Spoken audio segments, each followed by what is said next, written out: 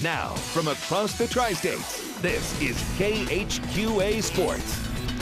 The Knox County Eagles have come a long way since their very frigid start to the season at the Gully Tip-Off Tournament, where they opened with 3 straight defeats. Zach Summers' team has responded, however, by going a very tidy 4-1 since, including a big win over Scotland County last week. Tonight, a much more stringent test for the Eagles on the road at the Cougars' Den in Highland. Always a tough place to play, always rabid fans.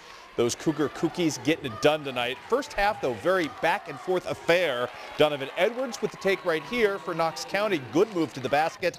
Brandon Davey, he plays point guard as well, and that's a beautiful bit of sharing as he hooks up right there with Austin Richmiller, who had 16 points on the night. Lee Tagg, though, answering back for the Eagles in the first half. 1-point game at the intermission, but in the third quarter, it would be Highland breaking things open, getting back off the bench the big man, Derek Smith, who got in foul trouble early. This is what he can do, knifing through. Oh my goodness, beautiful three-point play for him. Bucket and a Band-Aid plus for Mr. Smith, who had 14 points on the night. I mentioned Brandon Davey, good point guard, and man, can the kid stroke it. Oh, Davey knocks that down for the 3. He had 15 points on the night. Good stuff there. And even when Highland was missing in this big third quarter, they were cleaning up. Chris Sparks on the offensive glass.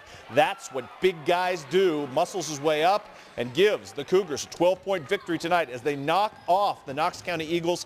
55-43 was your final. Meanwhile, Rumble at the River, or on the river if you prefer, Unity taking on Francis Howell North in the early game today. Keith Carruthers' crew off of a big win against Palmyra, picking up right where they left off. Alex Blickhand, have a day. Kid had 19 points with a great movement there. Then it's Andrew Doyle, larceny and layup at the other end. Pretty bucket for him.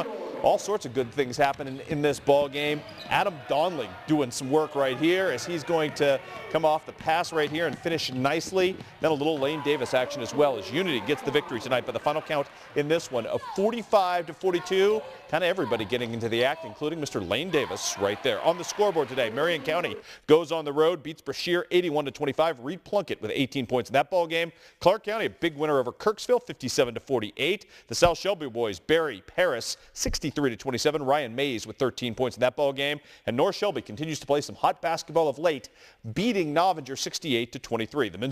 The Monroe City boys back at the Rumble on the River. Class move by the Monroe City student body tonight, wearing lots of green in the crowd in support of the poor victims at Sandy Hook. Good for them. Great class move from them. Great start from Monroe City as well. Grant O'Brien with a bank shot right there, knocking that home. Then it's Scott Hoover playing some defense, trailing to the other end, ends up scoring the bucket here. Monroe City got off to the good start, though. Fell behind by 16 in the third quarter and ended up losing tonight. Final count in this one sees Monroe City go down to defeat 52-49. Girls scores to pass along at the Rumble on the River. The only game we couldn't get to tonight. Monroe City knocks off Carrollton 46-32. Hannibal beats Western for the second time in a week. Marion County girls over Brashear. Bowling Green girls all over Wright City tonight. The Knox County girls stay hot, beat Highland 45-27. North Shelby a winner by 27 over Novinger. West Prairie felled by Central Southeastern, and the Beardstown girls knocked off by Vanessa Markert and Brown County. Quincy University and HLG going at it tonight as well. HLG short-handed. No Ashley Wilson, no Kara Glore, both off the team roster. No explanation for their departure from the team. HLGU off to the great start in this one behind the Aussie Ashley Spencer. A couple of quick buckets in this one as she posted up and posted up well.